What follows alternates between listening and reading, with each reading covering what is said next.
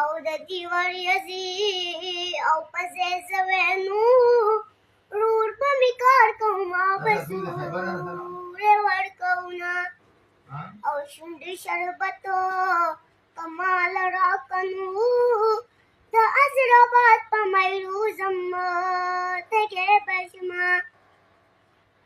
او ته وینم ځم سبا به راشم نو میاشتې تېرې شوې کلونه او دې شمېرمه او زه د جانانو کلي ته لاړم نو کلی آباد جانان تورې او خاورې شونه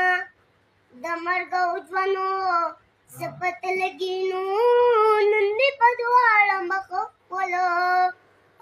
قدر نه زما او شونډې دې دواړه جوارې دي نو یوه دې راکړه چې روژه پې ماته کړمه